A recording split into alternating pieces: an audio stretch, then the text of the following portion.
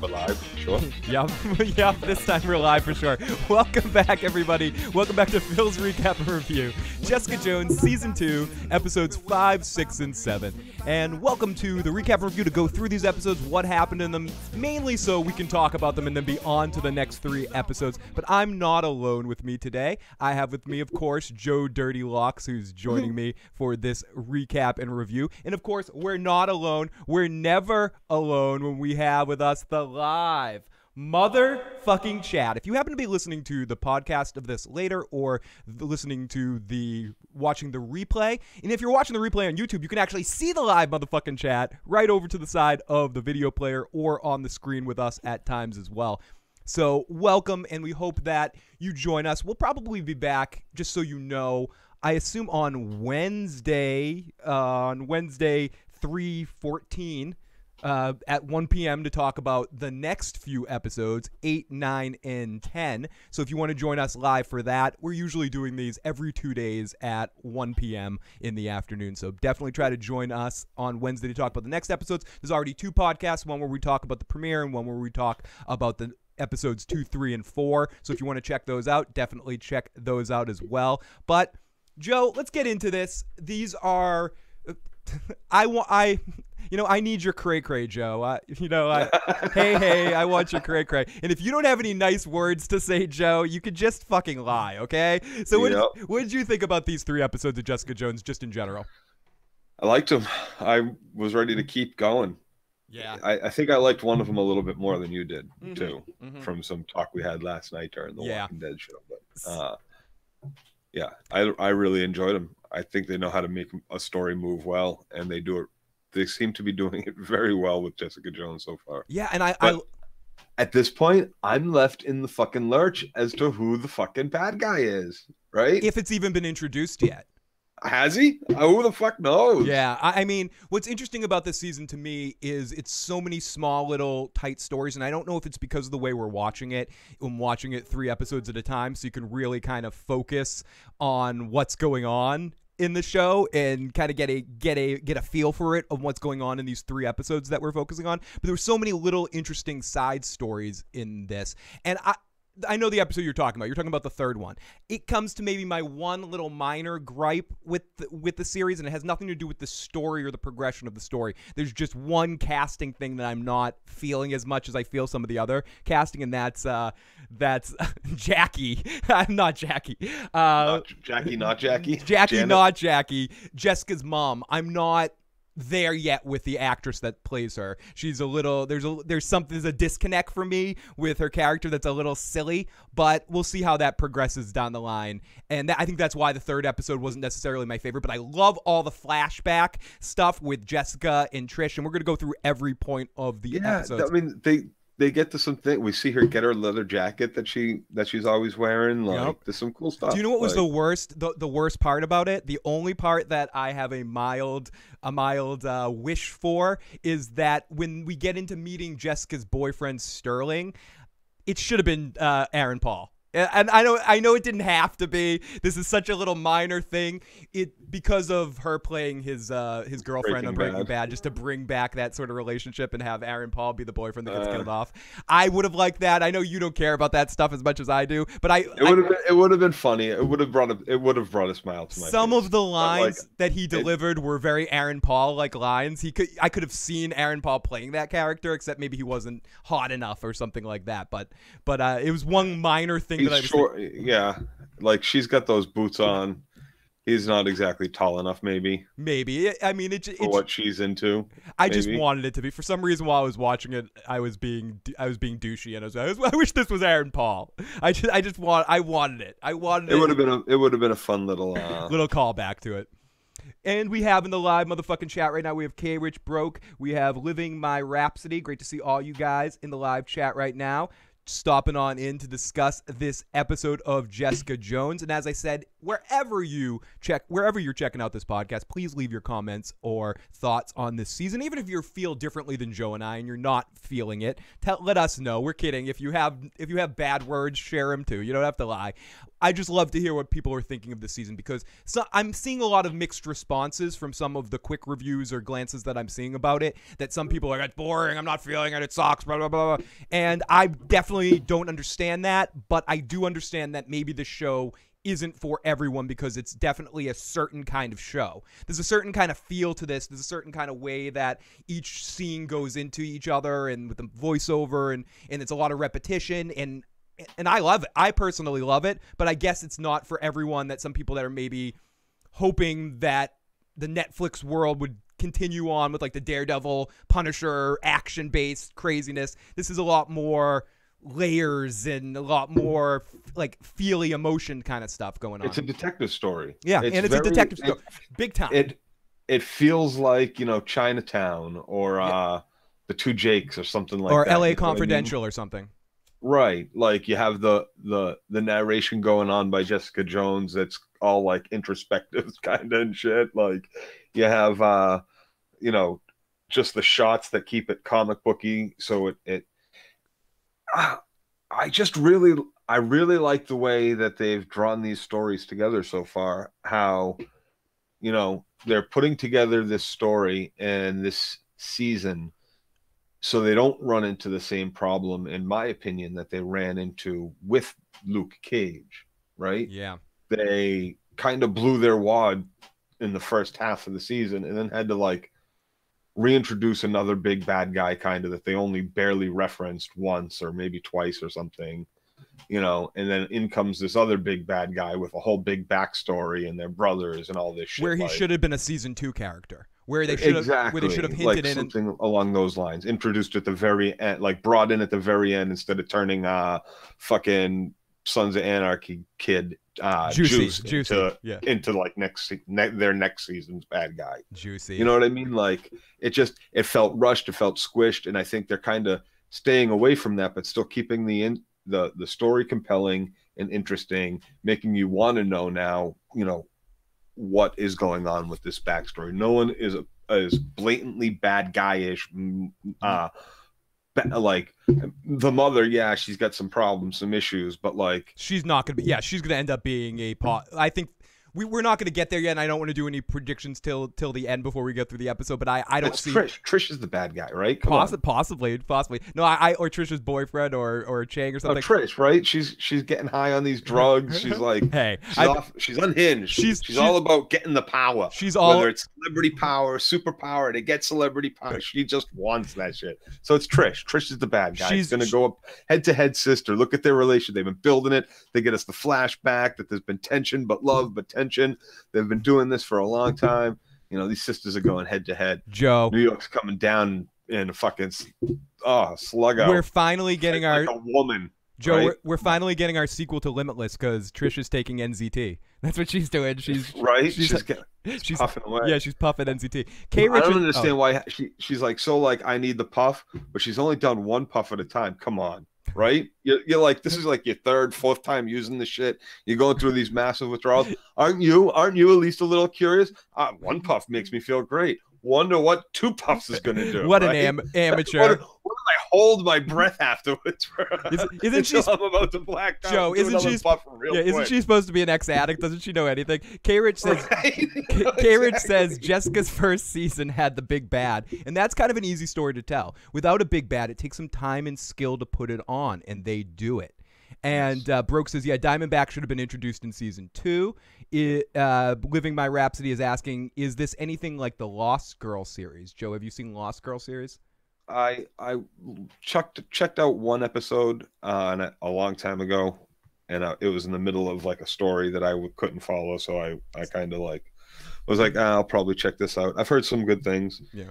But no, I don't. I have no idea. So I don't think either of us have seen it to give you a proper point of reference on that one. Come on, man! Empty that inhaler into a balloon and then just breathe on the balloon for a little while. Where's the right? nitrous balloon? Yeah, where's the nitrous balloon action? And K. Rich adds that Trish is an ongoing problem. So let's not waste any more time and let's get right into this recap. Enough opening thoughts here. Let's get into this recap. Okay. So, Jessica Jones Season 2 recap! Jessica Jones Season 2, Episode 5, a.k.a. The Octopus. We open up with her in a cell alone, and it's just she's pacing around. Joe mentioned this in the last episode recap that we did, and I thought about it a little bit more watching this.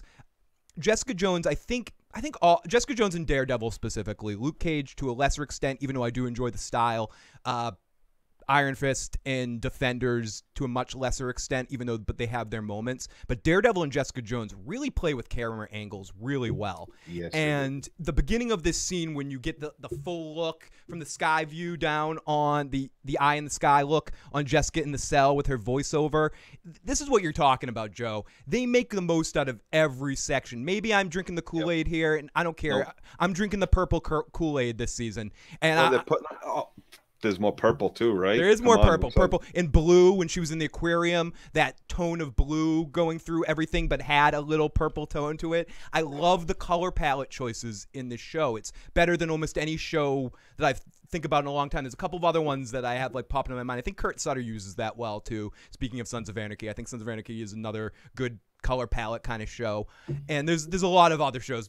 Breaking Bad, obviously, and Better Call Saul, I think, is even better at it than Breaking Bad. Jesus Christ. Yeah, I think Better Call Saul is the best example of fine-tuned. Of a fine-tuned. It evolved from Breaking Bad. And I'm not saying story. I just mean the way the camera looks and the way visually the scenes and colors and tones tell stories. There's some sort of filter they use where it will like bring a tree forward or like blur out a section so it looks layered but still like a still shot, but it's a live shot. I don't know, it's weird. Yeah. They do some great shit with the camera. It's pretty fucking awesome. Very comic booky and still shots, like beautiful. Just it's right out of the graphic novel kind of looks, and they really grab that tone in both this and in Daredevil. 4 times as funky. Great to see you. K. Rich says, to answer the point earlier, initially Lost Girl parallels Jessica Jones, but very different very quickly. And great to see Mel in the live chat right now. K. Rich says, Trish is Jones in the super juice. Eventually she's got to costume up and help Jessica in a way. And yeah, I wonder if we'll get to see that by the end of this season. So let's continue here. So we get a voiceover about her where she says it's a shitty frame job and someone did these things, but sloppy emotion, just like her. And you can see through the process of this episode and the next episode, Jessica actually putting the pieces together so that when she eventually faces off with her mother at the end of episode 2, or episode 2 of these, you know what I'm talking about, the second episode of these 3, she already knows it's going to be her mother.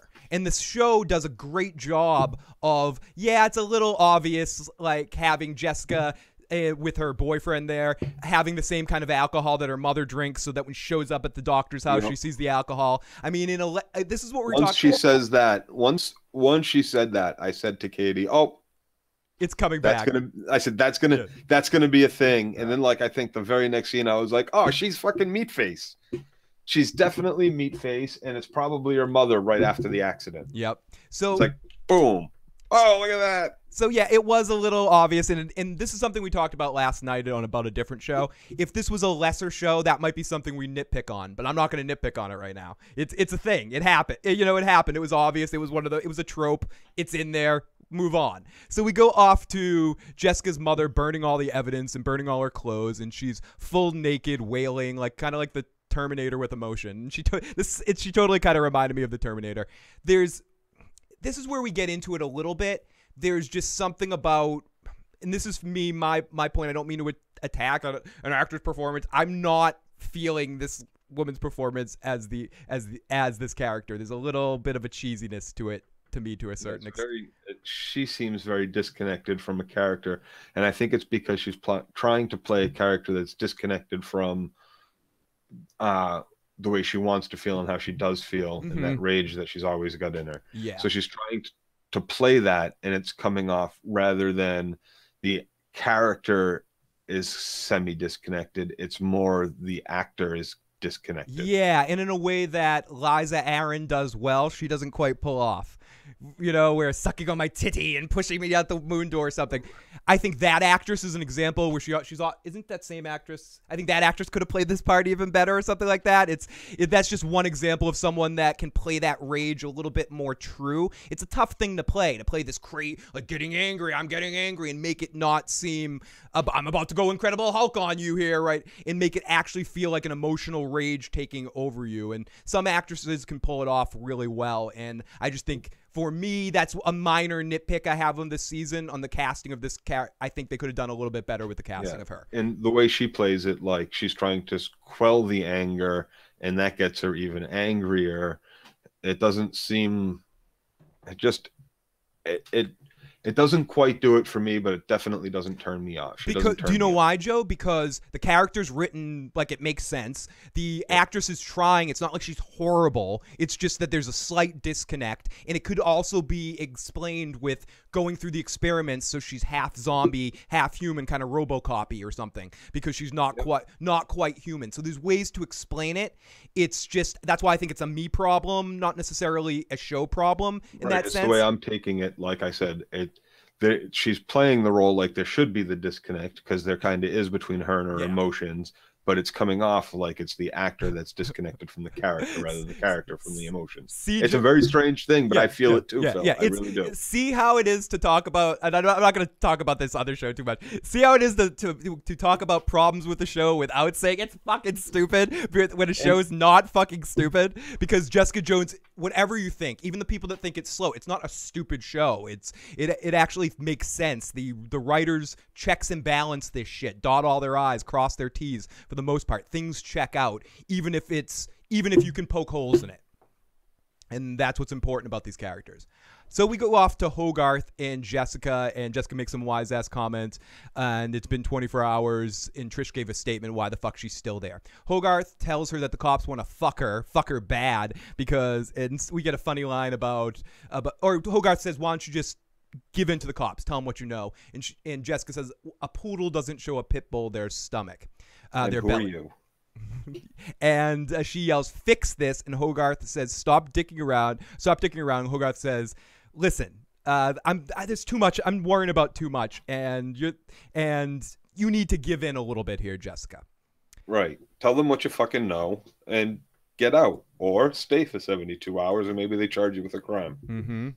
And we got Alan in the live motherfucking chat. We got Broke. We got K Rich. Lots of daddy issues and Dom mummy issues.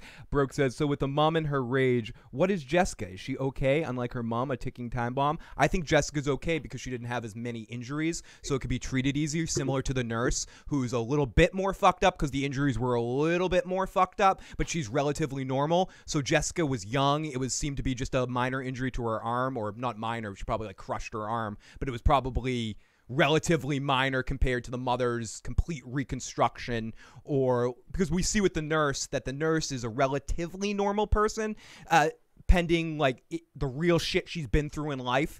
We're seeing this woman twist this other woman's neck. You can explain how she got to that point, and we can see it with Jessica too. Right, we can see it with Jessica too. With the things that what was it? Broke said, dead boyfriend, Kilgrave, torturing and raping her and shit. Yeah, it's real stuff. The psychotic stepmother pimping out her daughter and always being pitted against Trish's mom, dude. Tension with her stepsister, just the mess, the shit show since the accident. Explains why she's an alcoholic, explains why she likes to drink, why she's so angry, and then having this big hole in her memory of a time between the accident and whatever, that's all explained. So it's all explained why she's angry and not like the mother. Exactly. That's not me. Like she said in the previous episode at the end of before, the previous where we left off. That's not me. She will bend the occasional law. She's definitely has questionable tactics. I actually like her tactics, but she's not going to actually hurt the son. But she knows enough to threaten him. If she caught that robber, she may have broken arm and taken her shit back or roughed him up a little bit. She wasn't going to kill him. No way. She wasn't going to that's not. No, that's not her at all. That's not Jessica. That's not my that's not anyone's Jessica. And then she'd show up at Cheng's place and rough him up because she definitely beat it out of the guy who sent you. But she knew when to hold back. All she did was crack a rib or something like that. She could have done much worse to Cheng in that moment. She had so much control. She may not think she has control, but fuck, dude, she has control. Because if she wanted to, when she pushes someone, she could just break them easily, destroy them for life. Pushed him through the fucking wall. Yeah, destroy him. When she slammed his head on the wall and dragged it down the wall before she broke his arm, before he tased her, like she could have smushed the head like the mountain did to those children, dashed his head on the wall, so it was just a big smear of fucking blood. Like that's the kind of strength we're talking about here. That's what she's got. And why can't she address that strength too? And I love how speaking of what K-Rich says in the chat, and Broke was saying this earlier as well, Trish's mom is too real horror show. She's a fucking horror she show. Is. Woman needs to be in jail or hospitalized. It's not like she is just fucking like, wow. And Alan makes a great point. Jessica doesn't have time for killing. It will mess with her drinking time. So we go off to Patsy's mom dealing with the aftermath of Trish. I keep calling her Patsy or Trish, whatever. Taking the inhaler. And her mom's like, oh, do I have to get you back in rehab? I've helped you out before. Oh, I've turned your head when I forced you to suck directors' dicks. I mean, what's going on? What's going on? Trish slept 26 hours a day. Trish's mom is the kind of mom that's on that show Dance Moms or something like that. Like she times at 1,000, mixed with mutagen. So she keeps saying, you got to get ready, and Trish is so focused on getting back to Jessica, helping Jessica, and getting that shit taken care of, right? Yeah. Oh no, right? No, not at all. Sorry, I didn't hear what you said. So I'm just like, yeah, I'm gonna agree with everything Joe says. Well, she is, right? She is at first, right? Until the mother says, "Oh no, I'm getting you ready for an interview with CCC or whatever the fuck." And then she's like, "Oh," and then she gets her shit together. And this is about my fame. Fuck Jessica. Fuck whatever she needs, dude. I'm in. I love how this goes too, and it goes to the point where no, it's not going to be about her fame. It's about this dude giving this really heartfelt proposal to her. She's disappointed at that and she explains it. She's disappointed because he makes it about him. You know, she wants to be him. She doesn't doesn't love him. She wants to be him, and that's why she's been with him. She wants fame, dude. She was like, fuck Jessica. Yep.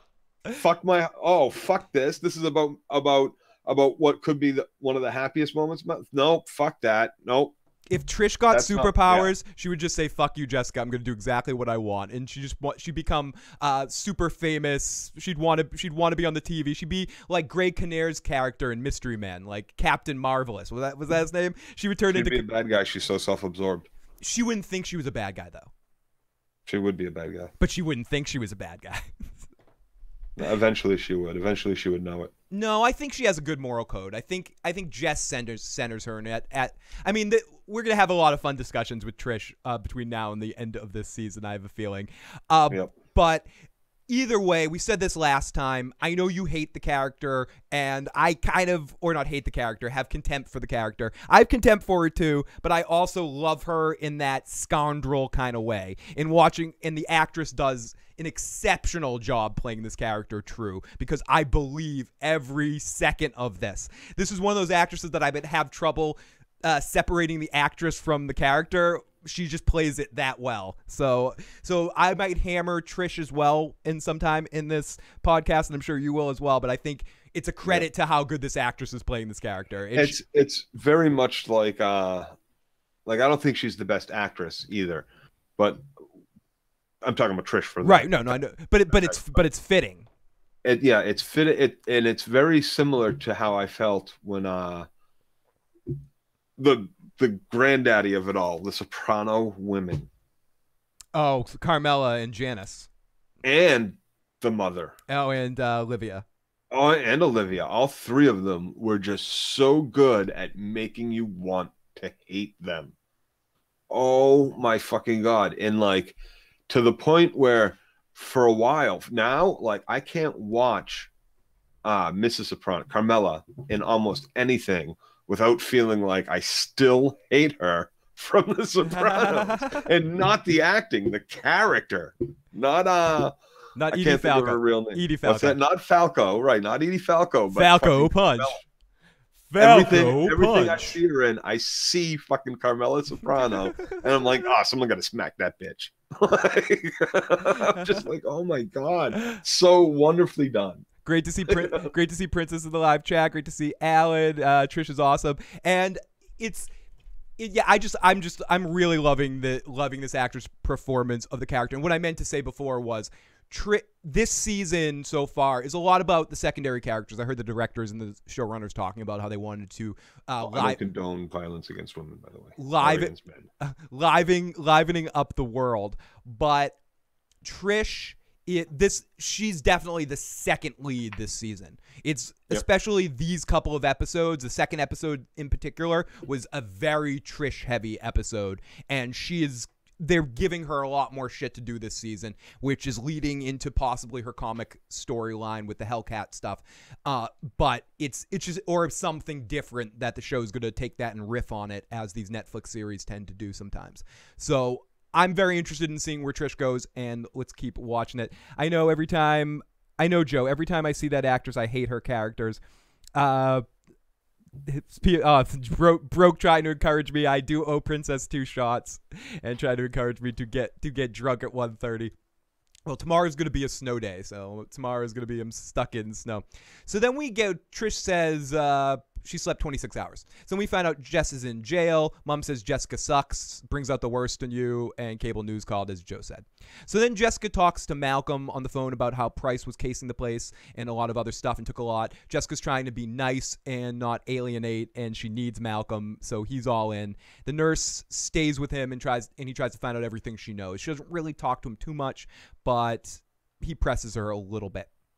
So as we get to see Jessica's mom, we go to her pad and she sits down for some piano lessons. This was probably my favorite scene with her in both episodes. She starts learning to song, and she's pretty good on the piano. Who does this, Joe? I couldn't wait. Fucking does this? I cannot wait to talk to you about this. Who would you ever in your life, unless you really knew the neighbor, not just met them once and saw them on the street?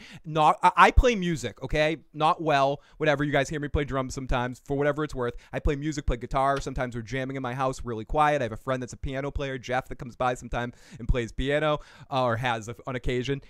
Nowhere in my history of my life in playing music, and I've lived next to a lot of babies, I've bumped into people outside the house that said, oh, my baby really liked the song listening from my window, so I brought them up to the window. No one has the balls to do this, and I don't mean it in a bad way. Especially nowadays, no one would ever do this. This is the most unrealistic thing. This is fucking and then, like, do you want to hold them? Yeah, like, what? Hand your baby over to a stranger. Yes, perfect, Joe. Yes, I wanted to hold him. Seriously though, in a show with supers and dudes that their skin can't be penetrated, and superpowered people and blind assassins and dudes with iron fists and shit like that. Psychopaths everywhere blowing the world up. This is the most unrealistic thing to happen on one of these Netflix series. I'm sorry. It really... I agree, Phil. I agree. This is what I have a problem with. Dude, my baby's been crying all day. We just love your music, Miss Stranger. I know your head is always down and you've ignored me for months, but remember that one time I said hi? You want to hold my baby? Let us come in and listen to you play music? No, dude. No. Just fucking no.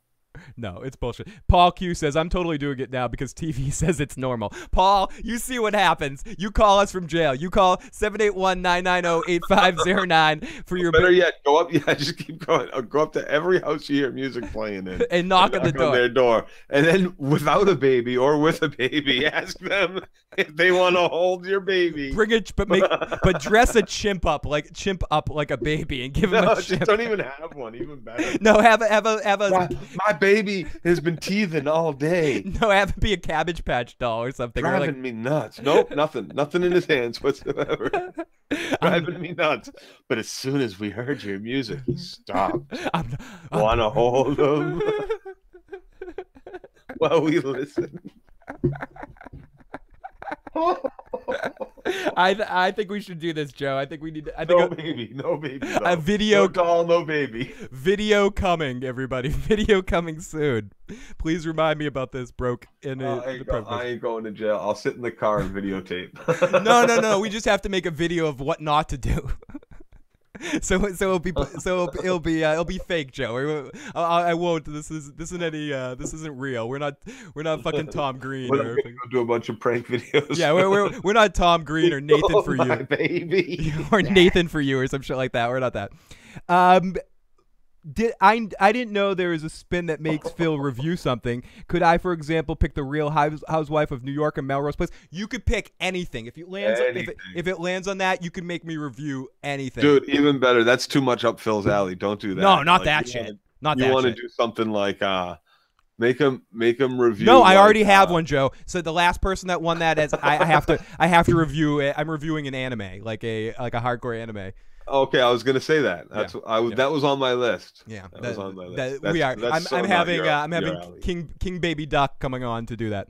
Aren't we getting Beverly Hills 90210 reviews? Next rewatch I do of Beverly Hills 90210, there will be recaps of it. Anyways, to continue, as anyone who's watching Jessica Jones like, he likes 90210, let's turn this review off. He sucks. Fuck this guy. Unsubscribe. So then the door. This woman's like, can I hold your baby? And the baby starts crying and isn't enjoying the music. And the woman doesn't leave. So I don't blame Jessica's mom for doing what she does. She starts playing more aggressive and making the baby cry more. And then she starts banging on the piano. That'll teach you, you stupid fuck. What did you think was gonna happen when you walked up to a stranger's house? You shouldn't start pounding the baby before she went and sat down for the piano. Holy shit. I'm sorry, I'm interrupting your practice. Let me get the fuck out of here. What an idiot. Oh, sorry, my voice just cracked there. No. Yes, exactly, Broke. No, we can't do it that way. We're very close to 12,000 subs, so if anyone hasn't already and they're watching this, please hit the sub button. Help push us over there. Help us get to 15,000. That's our newest goal, so help us get there. And if you know someone that might enjoy the channel, share the channel with a friend and join along for this silly fucking ride, talking about these TV shows, movies, and silly shit. So, K-Rich says, baby doll in a baby carriage on a crowded street. The possibilities for pranks gone bad are way too many. So, so we continue. So she breaks the piano. Hulk smashes it. It just destroys it. It's honestly one of the best scenes in the season so far for me. And it was just great. It was comical though. It was very, very funny.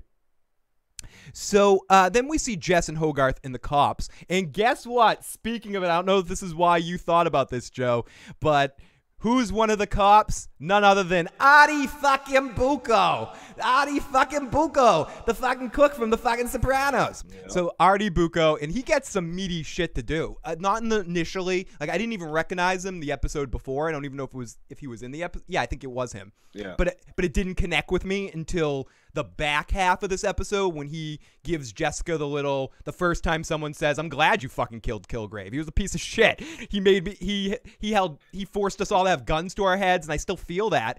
And thank you for doing what you did. And I just want to be on your side. Can I just work with you? Be fucking communicative. It all went away the day you fucking killed him. Me having to live that nightmare over and over again went away the day you fucking took that son of a bitch out. Thank you. Great scene from Adi fucking Bucco. So then we go. So anyway, so Adi Bucco from The Sopranos, and he tells the cops that she tells the cops that another specialist stronger. IGH can it hurts people's side effects. One cop seems very interested. The other one's more can't prove they're doing the good cop bad cop thing, but I don't think they're really doing it. So Jessica starts telling them from the start everything she knows, or not everything, but a lot of what she knows. Then we see Malcolm interrogate the nurse. Kind of already talked about this. So we go back over to Jessica in jail, and it's a lot of processing time, and Hogarth's wanting to be sick. We see the lead up of Hogarth getting sicker and sicker, and we also talks a little bit more about the experiments, which perks Hogarth's eyes. This is when she starts getting her plan that, okay, this IGH can save people. I need to learn more about IGH.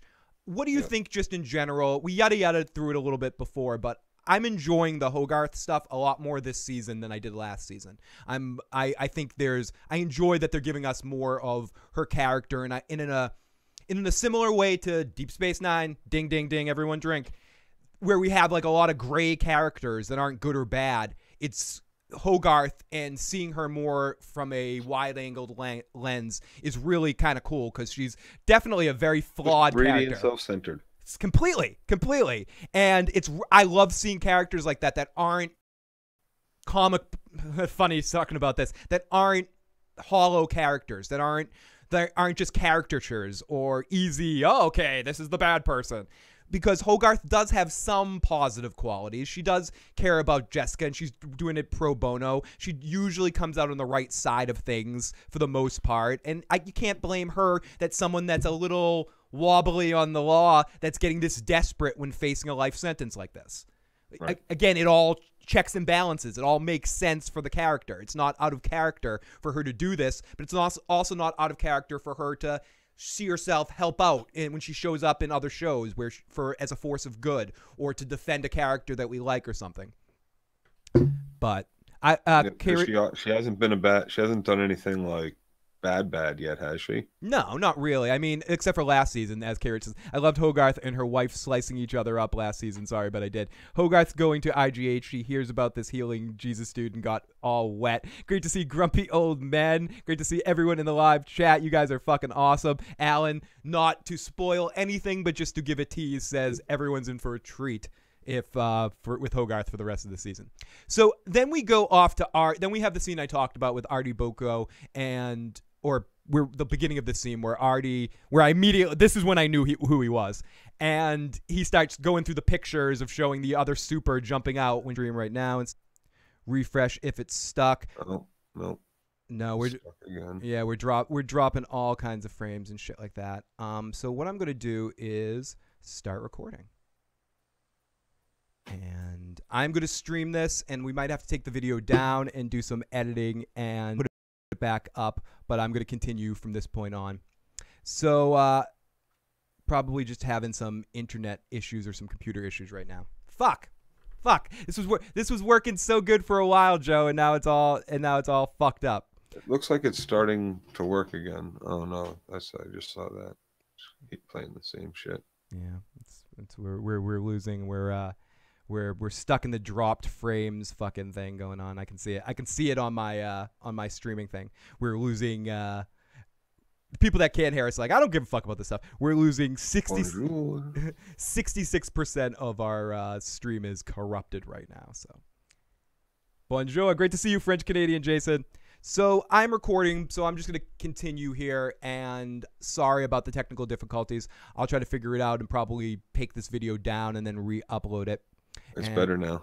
Is it getting better now? Okay, so they're all saying it's better now. So let's see. We'll have to bring over. I'll have to bring over Taka to do a little. Do a little. Got a streamy circle again. Okay. So I'm recording. So let's just continue. So Artie believes her now. Shows the pictures of another super jumping. The other cop thinks that they're working with them, and she thanks Artie as he says, "The bad dreams I had stopped the day that you took that fucker out." So Jess asks Hogarth to watch the nurse that used to work for IGH. Jess did not tell the cops this. And she says, you're paranoid. Your paranoia is exposing you, says Hogarth. So Chang shows up, and Chang's just a douchebag. And this is where you might get that change up that you were talking about, Joe, where we get this guy to almost be a force of good on some level, because I think Jessica might have slapped him across his face and woke him up in this situation. Yeah. And been like, listen, dude, you're a fucking, you're an idiot. You're an idiot. Like, and Helen says, I pray for the review of Here to Come, Honey Boo Boo of Star Wars Holiday Special. Oh, no, that'd be awesome. Let me spin that wheel. Thank you, Helen, for the super chat donation. And let me do. It's funny that let's see if this is any better. I shut down the program and started it up again. So let's see if this is any better. Probably, maybe it might be. And let's see. We're starting again. If anyone's watching this video later, again, we apologize for the technical difficulties. Shit comes up, and hopefully we're streaming again. Helen, you did not land on pick a review, but what you did land on is everybody drink. So now I owe you 3 drinks. So I need to go get something to drink in a second here. And goodness, I don't have anything to drink. And you can guzzle some coffee or something, Joe, if you want. Katie's not back with my tea yet. I don't have any coffee brewed, so I was waiting for tea. She should have been home like Chang shows up, and he's a shitty investigator. I'll go get my drink. I'll drink for the team then. And sorry. Okay, so Chang shows up, and Jessica calls him a shitty detective. So then we go back to her office, and the new laptop in the paint job. She needs a drink. We see the nurse girl that stole her booze, and she's like, they stole my booze too. And though Malcolm cleaned up the place and made a little place to put the bar. We see a janitor confess to murder, but then we get the investigation. We see Jessica doing some more detective work, as Joe mentioned earlier in the podcast. Jessica, there's a lot of detective work this season, and it's the nurse dude. The nurse, we find out that there's an orderly that was accused of the crime that the mother committed for snapping the other nurse's neck. So he's in a mental institution, and Jessica needs to go in and find him. He's actually not just in a mental institution. He's held in the same place that held Hannibal Lecter, apparently. He's like in a cage, in a booth. It's a very specific situation. It's pretty awful. And Helen says, Princess says she's going to donate till she gets the Honey Boo Boo. But then so Jessica says, I need to sue this dude in institution, and Hogarth takes the nurse, and she promotes Malcolm and instantly regrets it. But then she escapes and goes after her, and Malcolm's like, don't be an idiot, and Jessica can stop this woman. Malcolm's like, I don't want to bail you out too. So Jessica knocks on the door of the downstairs dude, and she apologizes to him. I need ID. So Joe, I'm gonna run and get a drink.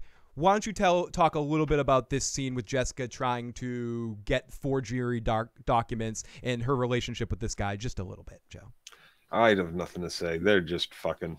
Do they start fucking here? I don't even know. I like 3 episodes deep 2 days ago. All I know is that you've come to get illegal documents from me. I see. Make me do illegal stuff. But he does it for her. Of course he's going to do it for her. So he takes her picture. And I don't even know if this is where they fuck. Is this where they fuck, Phil? I'm going to wait for Phil to get back with his bottle of Citron or whatever that is. Do they fuck here? Is this where they fuck? No, they fucked in the last episode.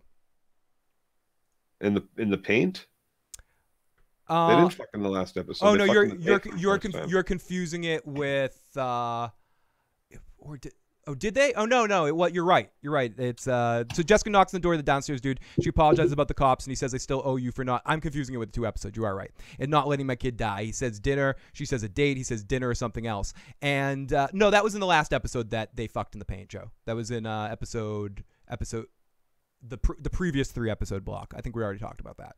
So and he needs the name of the hospital and a pic, and he takes a picture of Jessica to get the forgery ID so she can get into the hospital. So then we see Griffin and... No, this is where he asks for the date. They didn't fuck yet. No, they did. They fucked last episode. They totally did. This is definitely after, Joe. So Griffin and Trish says, we'll see if the live chat agrees or disagrees with me. Okay. They'll catch up. And retry or get drunk. I need Joe to watch Honey Boo Boo. I need Fire and Fury. You know these two were going to bump uglies. You might be right, Joe. I could be wrong. You may be right. I could be wrong. So then Trish and her mom go to the rooftop garden restaurant and put your face forward. And Trish's whole family's there. Right. And she's gonna get married and propose. It's this wonderful proposal, and Trish says thank you, and he goes, "This thank you wasn't really a yes." And Trish says, "Nope, I don't really want to marry you." It wasn't. We need to talk. So then we see Malcolm and Hogarth have a funny piece of business with that Jessica has no friends. The nurse says Malcolm is the worst kind of person. He pretends to care. And Jessica comes to pick up her stuff and gets a full court press from the mom, and this is when she comes to pick up her ID, and she gets the full court press from the mom and the kid's like, why don't you stay for dinner? And the mom's like, don't bother Jessica, and your father won't like that. And the kid's like, no, Dad would love if Jessica stayed for dinner. Yep. And they're all flirty, and he offers her a drink, but it's the first thing she got drunk on. It's like Southern Comfort for me, and she can't drink it without getting sick. Phil, now is your chance to rig the spin so it won't land on review so Helen can keep donating. I know, here we go. Let's see, Helen. Here's your spin. Let's see if you can get Joe and I watching Honey Boo Boo, if that's what you... Oh, my goodness. If that's really what you want. Holy shit. Holy shit, don't do it. It's landed on Joe. Do a character impression. So, Helen, any character from Game of Thrones or The Walking Dead or Jessica Jones. Do a Jessica Jones character impression, Joe, when you get a chance. Think about it, and it needs to come out. It'll come out naturally. Or if Helen has a very specific character that she has in mind, she can let you know in the live chat. Oh, my goodness. It happened eventually for Broke. It took Broke a little bit. Okay, so then we go to Hogarth and the nurse talking about the awesome thread count and why the fuck she's there. Tell me what you want. And Hogarth wants to know everything about IGH. So then Jessica shows up at the hospital, and she still has the tag on her uniform. And she goes in and talks to the dude in the Hannibal Lecter thing. Hi, I'm Dave. And what ultimately comes from all of this is that it's an interesting scene, but ultimately what comes out of all of this is the octopus thing, that the only thing he can really give her about the doctor is that they both like octopuses, and he used to take him to the aquarium every day. 10 years ago, right? 10 years ago. Of course, he still goes there every day. Yep. Oh, and everyone in the live chat, just for the benefit of Jessica Jones right now, Mel already did that. Mel says, the first time I was drunk was on Southern Comfort 2 mixed with Mountain Dew. Gross. Yeah, gross. And everyone in the live chat, talk about what the first thing you got shit-faced on, got drunk on. For me, it was Southern Comfort. It was the first thing I ever drank. For me, it was 3 different types of beer, Jack Daniels, 5 Jello shots, peach schnapps, peach liqueur, and there was a keg there that we had been drinking off of too, but oh my god. And I got really sick. Yeah, you did. I know I wasn't there, but I remember early Joe drunk moments. You would drink just a little. Yeah, I would just fucking down a bottle of JD like it was nothing, and then explode. It would be horrible. Foggy, yeah, we do get Fog. I love Foggy. Oh yeah, Foggy. Do an impression of Foggy that Paul says. Paul's taking Princess's pick here to let you know. Can you do Foggy Nelson? Think about it, Joe. Think about it. And can't we all just get along? Why do we have to all just go fight? Come on, let me in. Let me in. I can be your friend. You don't have to kick me out all the time. Where? That was the best I got. Good job. Good job. I thought you were gonna go with the Fulton Reed thing. If that was on me, I'd be like, I'm a mighty duck. Quack, quack, quack. That would be my Foggy Nelson impression. So please do Chewbacca, Joe. She says. Find the right time. Find the.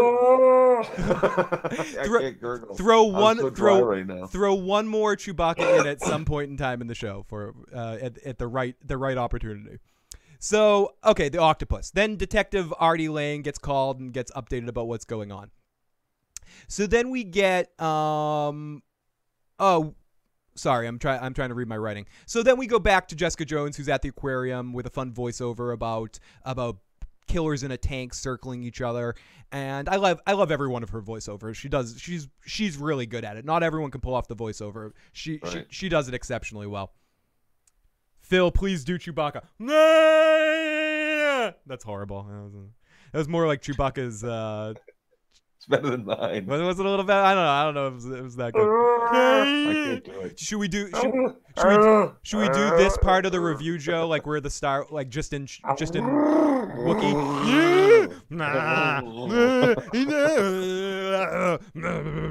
Sorry, I was trying to be. That's our rendition of this section of the Jessica Jones review. Done in Chewbacca language. Yeah, Chewbacca, he is a Wookiee. Kashyyyk? Is it Kashyyykish? Kashyikish? Kashwookish? Kashyidish? Yiddish? Oi, good to know. Do we speak in Yiddish? I do it all, no. But no, thank you. People that are listening to the audio podcast right now are like, what the fuck? They're in their car somewhere listening to this audio. They're like, what am I doing? What am I doing right now? So anyways, we come to, and not to mention all the big break in the middle with the dropped frames there. So then it's a day at the aquarium with Jess with the voiceover. Okay, so she spends a lot of time at the aquarium, and eventually the guy shows up, and the mother shows up, and they kiss, and the doctor spots Jessica, says her name, the mom punches the tank and runs out, and then they ended at sort of a cliffhanger, but they don't actually complete the cliffhanger in the next episode just to see what happens. And I love Jessica's response in the next episode. Some people got hurt and some fish died. So, but it was kind of a fun visual where you see the thing crack and then Jessica's face like, fuck, I'm about to get wet. And that is the episode. And like barely her like knees down. That's it. Her knees down and her phone. That was all that got wet. People wanted subtitles for our discussion, Joe. Our Chewbacca discussion. You guys in the live chat, you can see you're the words. You would have had to be our subtitles there. Okay, so I fell through the table on Jin like Tommy Boy says Paul, and reenacted Chewbacca in the porg scene. Zion. With the eyes and stuff, like you're about to eat me, Joe, and I'm giving you eyes. So we go back and we're gonna get to that a little bit later when I'm gonna demand Joe looks at me when I talk about a certain section. Look at me. I see you, Joe. Wait, Joe. Here we go. I see you, Phil. I see you. Joe, look at me, Joe. Look at me. Oh God! Did you lose respect for Griff? I see you.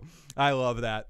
Okay, so Jessica Jones Season 2, Episode 6, a.k.a. FaceTime, is our next episode. Back in, everyone's exiting the aquarium, and a little bit, everything on Jessica's dry except for her phone, and I like how she immediately goes to a shop to try to get a bag of rice and throws her phone into a bag of rice and looks at a magazine, gives a girl a stink eye. I can attest that if it's quickly wet, not submerged, that will work. I have done the rice trick before, and it actually did work for me. So, the phone worked a little hinkily afterwards, but for the fact that I dropped it in a puddle of like a small puddle out, like I got out of the car and my phone fell in a puddle and temporarily didn't work, and I put it in rice for 12 hours and it worked. So, I guess I can vouch for that. Or just 12 hours later, the water evaporated. Right, and I think that's the whole thing. The rice theoretically helps the water evaporate a little quicker. No, it just gives your mind something to think about that it's working. Just pull your battery out and grab a hairdryer. Yeah, it could be placebo effect there. So then we see the guy. Someone in the live chat or in the comment section, give it, if you know the science of it. The rice will enter your little ports right down here, right? Your headphone jack and your charging jack. It'll fit in there right perfectly, right? And then it will absorb the moisture and fill up that crack, and then you won't get that shit out because it'll dry and it will be stuck in all the fucking grooves. You'll be fucked. Motherfucked. So so use long grain, I guess. Hope that little particles don't also get in there, get wet, get stuck. Always don't use rice. There's better options. Alan says was always the life of a party with my sorority friends. They were a delight. Oh, someone talking about Jello shots up there? No, it's not someone talking about Jello shots. Jello shots. Why is everyone's phone off? Who turns off their phone for 12 hours nowadays? I haven't turned my phone off in 3 weeks. Or no, I was gonna say 3 months. I never turn my phone off. More than like a half a second to reset it. Yeah, something. just to reset. Or because the battery dies. Yeah. Or because the battery dies. That's basically the main reason that it turns off. So her phone works after the rice trick. She's that the guy Doc had a wedding ring on, what she thinks is a wedding ring on. She circles it. Malcolm later figures out that it's actually a class ring, which drives him back to his old school to try to investigate the doctor and get more information. I'm also enjoying Malcolm this season. I wasn't sure how I was going to feel about his character getting more to do, but I'm generally enjoying the character, as I think Joe's spotting his tea showing up. And which will cause Joe to do a Chewbacca very soon. So, Joe, if you want to step away for a second and get your drinks and stuff, feel free. She'll bring it to me because she's awesome. So then we see she knows I'll love her forever if she does. Okay, so we see Jet doesn't. I'm gonna smack myself. So Jessica heads downstairs and the music's loud. Jessica wants booze. We see some backstory about him as the husband and a dad, blah, blah, blah. Jessica cares as little as I do. She does not want to be alone tonight, and he kisses her. So, she's really, Joe is right. I'm wrong.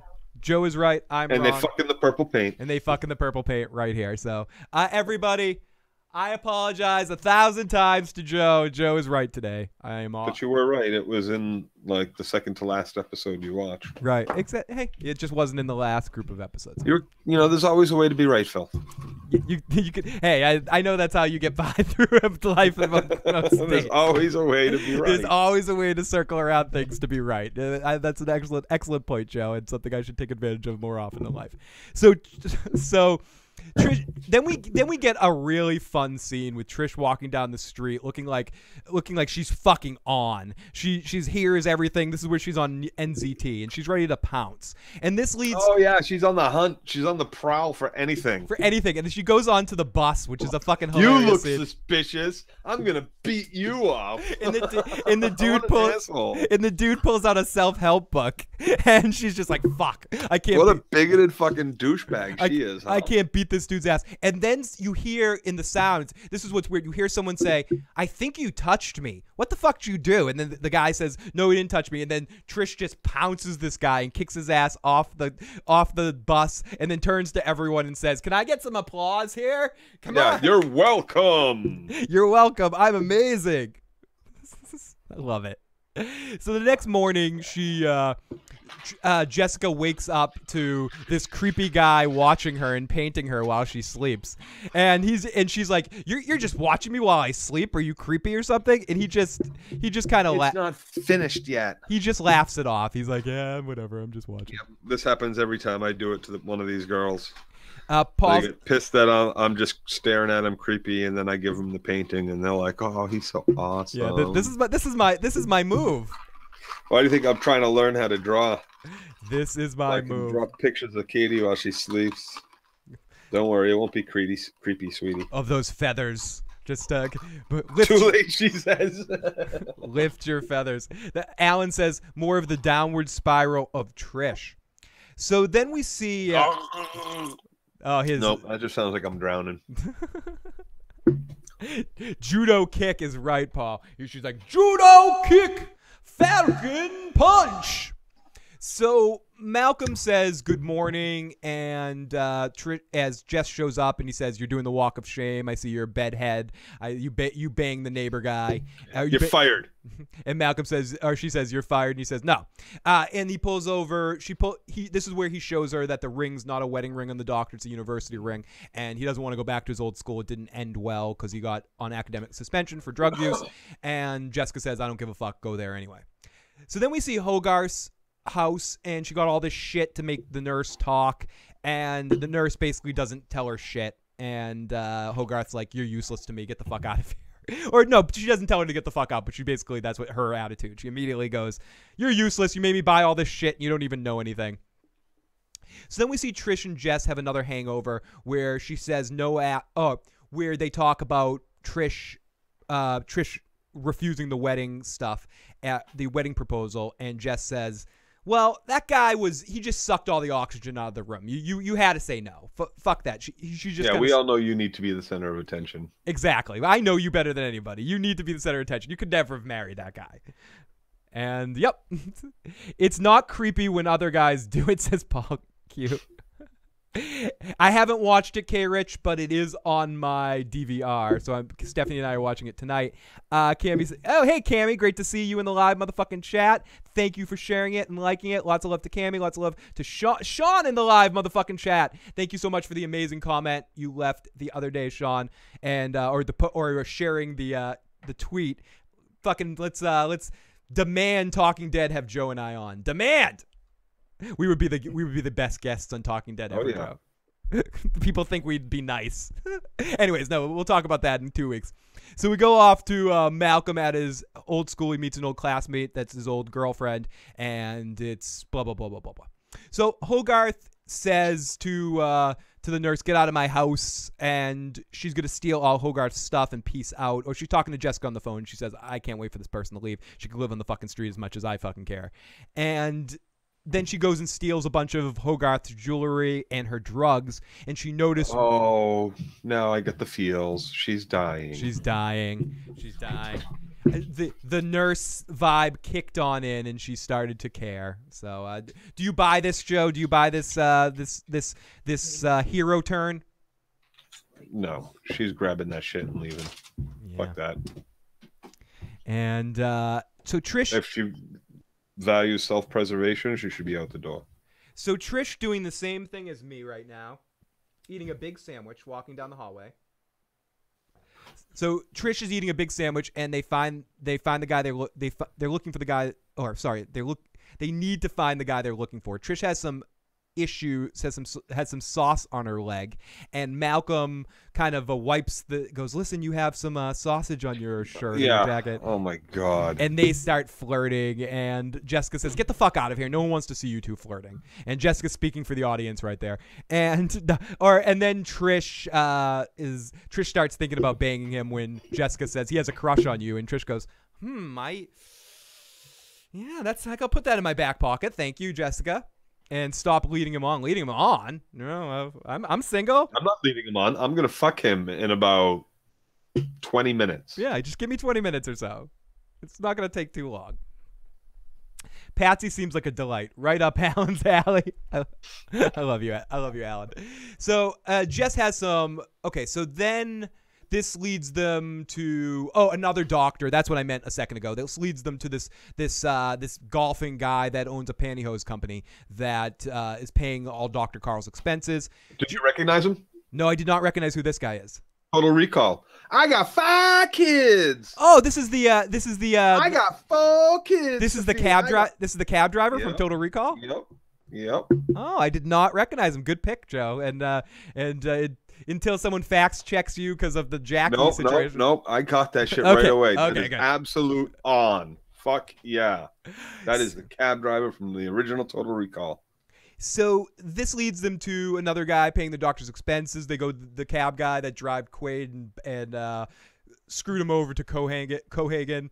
And he was one of the mutants. He had like this big long fucking room. Yeah, and he ended up fucking Quaid over and then selling out. I'm gonna fucking kill you in the drill tank. So they go to a golf club to try to talk to this guy, and this is where Trish goes full Trish for good rather than evil, so to speak. And they can't get in because it's an all guys club. So Jessica's just like, fuck this, I'm going in anyway. And Trish goes, I'll distract them at the front. And how are you going to distract him? It's Patsy. And she walks up and goes full on like like they haven't dealt with this 1,000 times. They just laugh at it. How many wives have come up on this club looking for their fucking cheating ass rich millionaire husband? You know what I mean? Sorry, ma'am, you can't come in. Yeah, and they just smile at her. And really, if you notice, it doesn't do anything because the guards still harass Jessica when she's on the golf course, and she just tosses them. It's not like Patsy was really doing much other than just making a fool out of herself in this situation and being annoying because she felt like having some fun. Yep. But I guess it did distract the front people a little bit. But okay, so Jessica bends tries to get information out of this guy. Ultimately, he tells her, that he recognizes that she might be one of the patients that Dr. Carl saved. She wants him to tell her how to find Dr. Carl. He says, I'll never abandon him. I don't pay for everything for him. I don't pay for the experiments. I'm not that rich. spray tannings killed the pantyhose business. But what I do... And open-toed shoes. But I owe this guy my son's life because my son was born with a birth defect, and his tactic reversed it. Maybe the insanity thing has to do with an age factor, too, because a baby or a child can deal with the... Or maybe, again, it was a smaller case, but because it doesn't seem like the kid has any rage issues. Maybe it has specifically to do with Jessica's mother and how much of a rebuild that was or something. Right. But anyways, the kid he saved his child's life and helped him live a regular life. So this guy pays all his expenses, like his living expenses, and pays his day-to-days. And he won't tell Jessica anything. He's like, you can beat the shit out of me. I'm not going to tell you anything. My kid's not gifted. I don't give a fuck. So Jessica breaks up club and then just goes all off. Just runs off. Then we go off to... Okay, threatening you doesn't work. I'm just going to go find your kid and threaten him. Exactly. And this guy calls the doctor and explains to him what happens. We see that the doctor has drugged and tied down his girlfriend, Jessica's mother, again. And he comes to her. He has all these vials of the stuff to knock her out, so he can knock her out at any point in time. So he's like Job from Arrested Development, a little forget-me-nots. Anytime the flashy thing from Men in Black. Oh, I gotta. Yep. He's quick with it too. He's super quick with with that. Right in the neck, right in the jugular. Just jam that fucking, however big that needle is, right into their fucking airway. Don't worry about Paul, it. Paul, it's funny you say that because he totally does. The pantyhose guy totally needs a bro or a man's-ear. he's got the Hagen man titties. He definitely has some serious Quatu's under there somewhere. Yeah, noticeable hanging man titties going on that dude. Very excellent pickup, Paul. I actually had a note on that. I yada through that a little bit. So okay. So Jessica's gonna stick around off to Trish because Trish starts throwing up while she's doing her Patsy thing on the front guards. Oh yeah, she goes right into fucking withdrawals. Right, so she goes to right withdrawals. And they're like, I used to admire her. She's a fucking drug addict. Yada, yada, yada. She's so gross. Yeah, she's so gross. And Jessica takes her home and starts acting nursemaid, but she can't get Jessica out of there in time. So Jess must know she's addicted to something. Jessica plays dummy the dunce here, but Jessica's not this stupid, is she, Joe? Apparently. Do you think she's just letting her sister go through her shit, but she actually knows not specifically what's going on? She's like, she's addicted to something. I'm a drunk. Yeah, who am I to judge? Yeah, I guess it's probably a little bit of that too. And until she absolutely can't handle herself and she's fucking around, because we see in the next episode that it does reach a point in another life where Jessica comes to her and goes, listen, dude, you need to fucking get to rehab and stop this shit. But I guess it's more she's just seeing the signs of withdrawal. She's not seeing like crazy, annoying, drugged up Patsy. I wonder what Jessica's reaction is going to be when she figures out what's going on.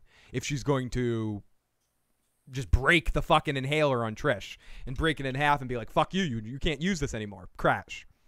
So yeah, but she'll be that far gone where they'll need to get the doctor to just make more for him, her. Right? That's a good pickup. It's Patsy's vomit. Broke. So Malcolm finds the inhaler, and we see Malcolm finds the inhaler, and he calls Trish to tell her he has it, and we see Trish in the scene with her pocketbook looking for the inhaler and going crazy. It's a classic addict moment, regardless of whether you looking for that last match to light the last cigarette. Anyone who's ever been addicted to anything has had this moment where you're looking for the shit you're trying to find, but the stronger the addiction, the crazier you rip shit apart. And Patsy's just losing her shit, rips her pocketbook apart, sits down on the thing like all freaking out because she can't find what she's looking for.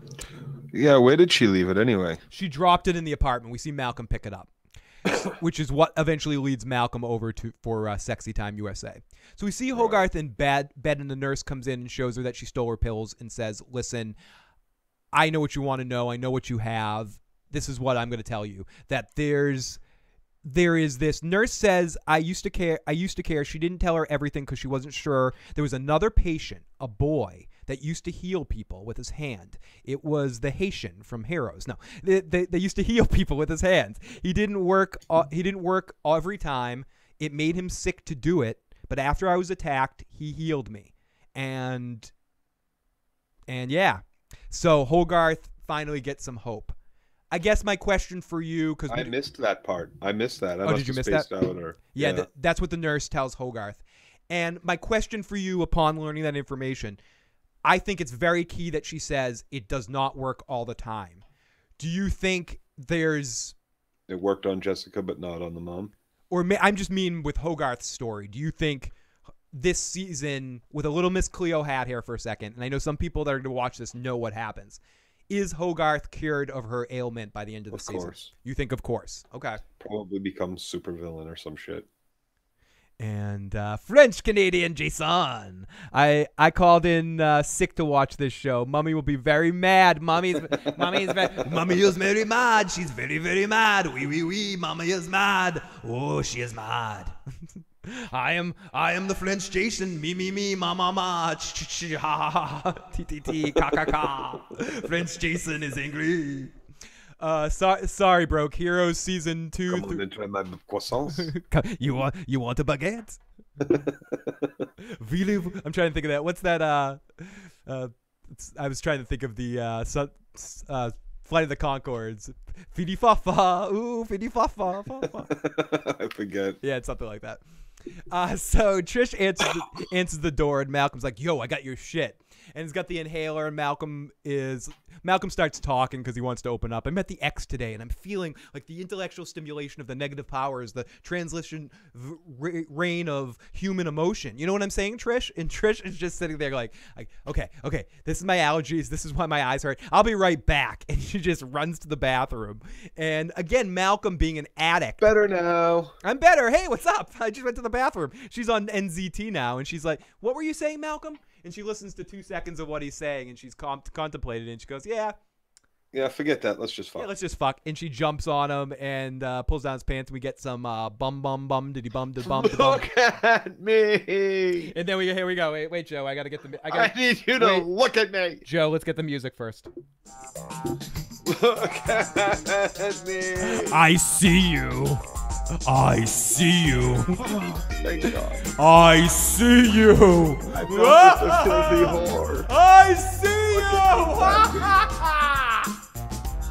God damn it, Patsy, look at me. I see you. Doing this to you. I see you. It was believable because she said it didn't work every time. I agree, K-Rich. It was not, it works every single fucking time. And sorry for the Heroes Reborn trigger broke. Look at me, broke. Look at me. Look at me. Look at me. Look at me. I see you. I wanted her to turn and say, I see dead people. I'm definitely saying that to Katie next time we make love. Broke said it's in the Sauron voice. The Saruman voice. Or no, the Sauron voice. I see you. Look at me. Look at me. Look at the eye. Look at me. Oh my goodness. It reminds me of like when the Joker in The Dark Knight. Look at me. Mira me. Look at me. I see you. Joe, part of me fantasized. Yeah, I fantasized about you. About doing the whole podcast that it was just us doing that scene over and over again. I see you. I know. Look at me. I see you. Look at me. I see you. We're freaking out, Princess, right now. Like, stop. I'm freaked out. I see you. Stop it. Okay, so and we see sex from all kinds of camera angles. It's really a lot of fun. And okay, we're just saying this whole thing is giving me flashbacks. Something weird's going on. And no, stop it, Joe! Don't do it! Don't do it! We got full screen Joe going on right now. So we continue. Princess is dead. We've killed Princess. So Jess is alone. Hey, Phil. Look at me. Look at me. Joe, I see you. I see you. Frodo, I see you, Frodo. I see you, Frodo Baggins of the Shire. You will give me the ring. Hold on, I gotta get into my mound. Paul says you guys ruined this beautiful scene for me, you assholes. I added asshole. And we're disgusted. We're so creepy. We're creeping out Princess and Mel. So here we go. Or I think Mel means the scene was creepy. So that's how I'm gonna choose to interpret that. Yep. We're turning Mel on. Are you kidding me? Oh, yeah, of course, totally. That other shit on Jess Jones is the creepy shit. Yeah, of course. So yeah, we're amazing, Joe. So Jess is alone on the fence. She follows. Oh, okay. So she follows her, that dude's son, Man Boob's son, and to. Mel says, if I have a weird sex dream about Frodo, it's going to be all you guys' fault. And the creepy scene was with Patsy and oh my god, Malcolm, whatever the fuck everyone knows it's Patsy. Patsy's there and Frodo Baggins is there. I want your cray. Yeah. Hey, I want your cray.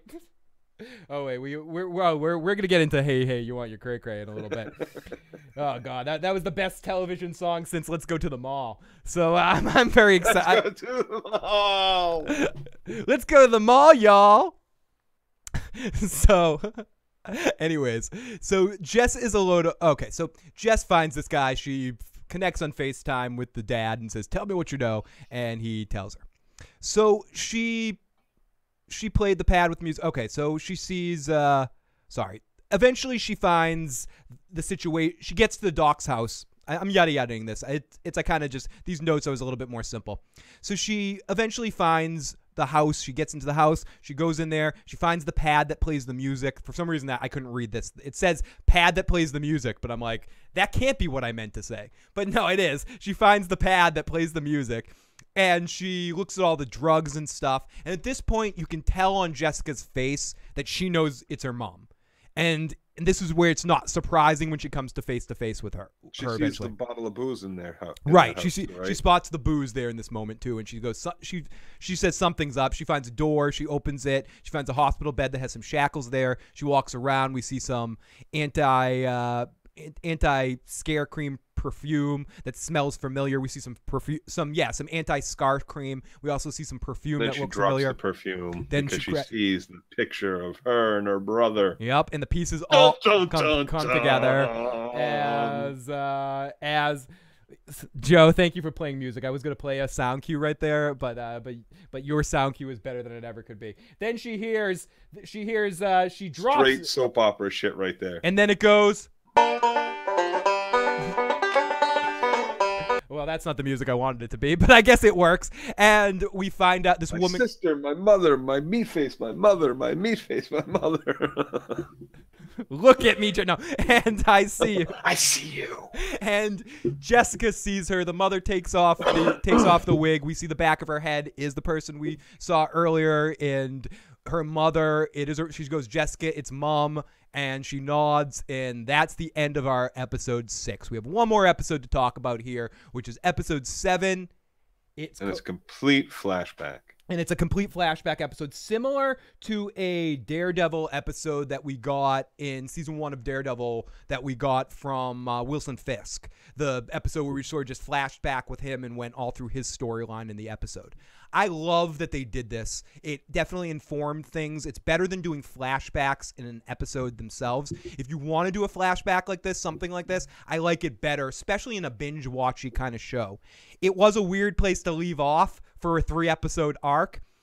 Yep. But it was... It's actually really a good place to leave off for the 3-episode arc because of where we left off with like that cliffhanger. That would have really sucked.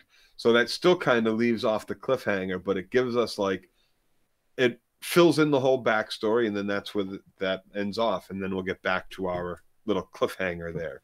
It's almost like the mid-season break. Yeah, and I actually really... I actually really like it. And I know what I was saying last night, too, a little bit about this episode. It was more about the mom scene. I really love the Jessica stuff. I really love the Trish stuff. And I like more of the information about IGH and what's going on in this. And it really humanized a lot of the other elements in the show. You see the doctor's not a mad scientist. He really kind of cares. You see, kind of. Hey, you see that the mother is you know, just being a mother and is really kind of just, you know, fucked up from everything. And it's a lot of good stuff going on. Joe, at minimum, you see that he likes the Doors. So he's the Doors, and there was a few T-shirts. The Dead. He was wearing a Dead shirt before the Doors shirt. So he's those are the only two I caught. If you couldn't catch that he was a hippie, you knew it then. And of course, hey man, we're gonna rewrite DNA code. Man, it's gonna be so fucking awesome. And of course, you have. Oh, whoops. No, sorry. I wanted that to be the what did Joe think loop. But and then of course you have hey I want you cray hey I want you cray hey give me your fucking cray hey the cray and that's what this episode's called. And I like that this episode is called that. It's a funny section of the episode to see more of Trish in prime crazy Trish place. Oh, there was some great scenes. Great scenes with Trish and Jessica. Back in a second. Yep, of course. So let's get into this episode a little bit while Joe runs off for a moment. So we hear the voiceover of Jessica's mother, and she takes over the prime point for this episode. It is basically her story in this. It's what she's telling Jessica from a story standpoint, even though we do get some stuff that she wouldn't know in the flashback at the same time. So you can think that the section that is the doctor section and the section about Jessica and her boyfriend to a certain extent is the stuff that the mother's telling her. She doesn't know about the Trish stuff. Hey, I want you cray. I love that fucking song. So again, we hear the voiceover of Jessica's mother. It's her episode. We see things from her perspective after the accident. She tries to get things up, and she gets up after the accident. And no shit, the makeup that they used in this scene. Why was the makeup of Jessica's mother better in this to be Freddy Krueger than the Nightmare on Elm Street remake we got a bunch of years ago with Jack E. Haley? Was that his name? The makeup in this moment, her mother looked almost exactly like I could imagine Freddy Krueger really looking, like a recreation of Freddy Krueger. What the fuck did they do wrong, or at least a more interesting version of it? With less budget and less time to plan it out, they did a better job than the Nightmare on Elm Street remake movie. I know it's a minor thing, but it was something that occurred to me when we see her looking like Freddy Krueger. I'm like, oh, whoa, this is a lot fucking better. Fuck this. And I owe Princess 3 shots, so there's my second of the 3 that I just poured. I'll drink it at some point when to celebrate Joe's return. So that reveal did nothing for me because I already figured it out beforehand. Damn better than Patsy. Thank you, Alan. You like my Cray Cray song? Hey, you want that Cray Cray, baby? Hey, give me that Cray Cray. Hey, give me the craze. The first origin story. It's awesome. Remake fucking sucked. What'd you expect? It did fucking suck. And the makeup was sucked, but it's just interesting in a quick passing scene that this was better than that whole movie was from the makeup standpoint. Brooke says, my Funko Pop of Freddy that I left out in the sun a little bit too long looks better than that. Or no, my Funko Pop of Jamie Lannister that I left out in the sun makes me feel better. Lauren's Connor in the live motherfucking chat. Great to see you. Lauren asks, Did Patsy just basically piss all over everyone just to get what she wanted? Powers? Joe? Always. Yep. Yeah. When? What happened? Or just meaning like Patsy's arc this season. The question was, did Patsy just basically piss all over? Of course she did. Yeah. She did. She got that inhaler. She's been using it right from the fucking go. She doesn't want anything to do with like as soon as it's all about power or fame for her. And for her, one kind of means the other, most likely. She's all about getting what she wants. She wants to be the center of the room, you know? Yep. She said it herself. And she forgot all about Jessica in that other episode. And when it was about the interview, all of a sudden, it was, okay, great. Let me get the dress on. Let's go, Mom. Let's get out of here. Forget. Not a single mention of Jessica at all. And then when after that, then when it was, it's just a proposal. It's fuck. Yep. I should have just stayed home. This isn't worth it. This isn't worth my time. Yeah. And this whole part of Patsy, this pop star part of Patsy's past, this is already after like the whole Patsy show where she, had that run-ins with the producer, where she was like a Shirley Temple here. Yeah. This is her big comeback. It's all about what you cray. What can mom do for me? Otherwise, get away from me. The whole pushing Jessica into this whole fucking investigation was all about her trying to get a story. Right, her trying to be the man that she thinks she's in love with, and to be that important. Yep. And now that she has a chance at superpowers too, she wants it both. She wants to be a better hero than Jessica. I'm sure I talked about this a little bit earlier, what's going to happen when the confrontation between the two of them happen about what Patsy's doing and has powers or something. Patsy's going to come off, or Trish is going to come off very much like, I will be a better hero. I'm not better than you. I'm going to be a better hero than you are. Fuck you. You don't even want to be a hero. Let me do what I want to do. I have these powers. I'm going to do something good. When you just fuck around and try to make money or being a private dick, you're not actually doing anything. She's good. Yeah, go stay drunk. Yeah, go stay drunk. I'm going to be on things, and I'm going to keep this city safe. I'm going to be better than the Daredevil. I'm going to be better than I'm going to take over for the Daredevil since he's dead. I'm going to be the new Daredevil. Fuck you. So she's going to be very arrogant about it when this all sort of comes down. Paul says, hilarious that proposal flopped. Oh, it was fucking amazing. Ab Fab Patsy. Oh, yes, absolutely fabulous. I'd love to see Patsy on Ab Fab. Like the later in life Patsy, too.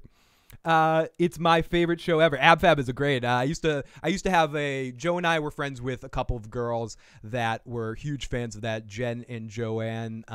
They were. Yeah, and they would always, if they came over and it was a night of sandwiches and drinking and stuff, they would always demand that be put on. And I definitely got a little bit of an affinity for the show. And them and their friend Kathy, all three of them, they at that stage in their lives personified those characters and basically went out to try to replicate their adventures and stuff like that. That's how big of characters they were. Joe and I didn't just watch the show; we lived life. We were out there lived that life. We were watching them.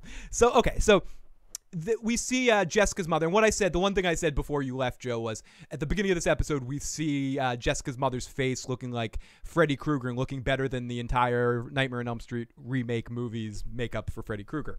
So she's already strong, and she pushes a nurse and beats down the orderlies. She grabs young Jessica and throws her down, and Dr. Carl. And we've seen all of these scenes in like flashbacks. In Jessica's flashbacks. Or heard about them. Yep. And Dr. Carl sedates her and says, "It will make you feel better." It was take one of these mother's little helpers. Go to sleep. So fast forward to her, and the doctor can't get her mood right. She has rage fits. And 5 years later, or something, or whenever it was. Did it say 5 years later? I might have missed that. It didn't. I think they might have said it in the dialogue, but it was definitely like now she's got to face back, and like that time has definitely passed. I think he said we've kept you in a coma for like 5 years or something. Okay, so he just can't get her mood right. We learn in this scene, Joe and I mentioned this a little bit earlier, we learned that Dr. Carl's a hippie. He's cool, dude. He's like, you're not on my level and I'm on your level. And when Jerry plays the Rain Man, he's like totally talking to me, man. Sorry, that's a little shout out to that's a little back reference to our friend Jen. Love you, Jen. So we see her going back and forth, trying to get better, finding out what hurt so badly. He wants to find out about her kids, and he basically leads it in. He goes, "Listen, got some bad news. Your husband's dead, and your husband and son are dead. Jessica's been adopted. Jessica's fine." Or he doesn't tell her she's been adopted yet at this point. And Lauren, just to finish this, I grew up with Absolute Fabulous. The 90s was an interesting time in the UK TV history, says Lauren. Helen says, it's so cool, Phil. I lived in Holland Park. Awesome. Great stuff going on in the live chat. I love you guys. And Broke says, yes, Joe, they did mention a time skip. So we see her going back and forth, trying to get better, finding out how badly she hurt people, and finding out her kids. We get a feel for this doctor. He's crazed with helping people with genetic editing, rearranging DNA, healthy new biostructure. What's interesting is that Jessica's mother, I guess this is maybe some of the thing I didn't like as much, that Jessica's mother like immediately had an understanding of geneticism on some level. It seemed a little convenient, where she's just like, oh, I understand genetic rearranging DNA. Oh, is that what you're doing? But I mean, whatever. It doesn't really matter. I'm being a little nitpicky there. There's some good and bad stuff here with Jessica's mom on her way back to. That's basically what I said. There's some good stuff and some bad stuff with Jessica on her mother back to health. All the scenes were good. Some of the performances were hit or miss for me from Jessica's mom's standpoint. So then we get that, Brian and Philip died, but Jessica survived, and she's fine. He's like, look at me, trust me, you can trust me. We also see Trish in her prime, all fucked up. Trish is at her new video party. Hey, you got my cray, and Jessica is not enjoying the video. I loved seeing this from Jessica's perspective.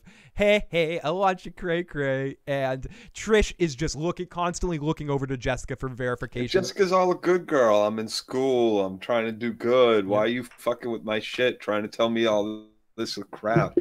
Like, you're gonna bring a party back to our house again? Come on, go to a hotel room. Jesus, Trish ultimately convinces Jessica through her actions and her pressure and her fucked up nature to drop out of school. Yep. And that's not what she wants. To quit school, because even though she's willing to pay for every last dime of it, just because in that moment she felt like hurting her. Yep. And it's classic Trish. If you don't have any nice words, just lie, Trish says. I could win a VMA. This is really big, Jessica. I could win a VMA. This is gonna be the biggest thing ever.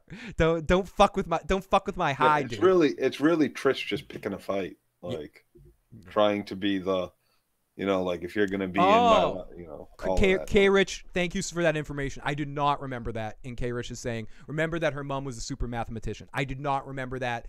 And so fine, that makes sense. That makes a lot more sense to me. And for the second and not last time on this podcast, I'm very wrong. So thank you for that, K Rich, for that information. And here we go. So I'm having, if you don't have any nice words, just lie. I could win a VMA. Don't do college because you didn't go to college with me, Jess says, because your mom pushed you into doing this movie career after the Patsy thing faded. And are you having fun? And Patsy's like, I guess I'm having fun. It's just like already all fucked up, like Sharon Stone in Casino. Sharon Stone in the second half of Casino is Patsy in all these scenes. It's Patsy in this in this episode. Just followed a. And then what happened to Patsy after all that time? The $2 million in a suitcase. She just ended up dead. It's late 70s, early 80s Jenny. Yeah, exactly. Late 70s, early. Jenny sure was a smart lady. Yeah, it's that generation's Jenny. Exactly, Joe. Helen, Princess, thank you so much. I will save that last shot for you, or I'll take one more shot in your honor, even though you're not here.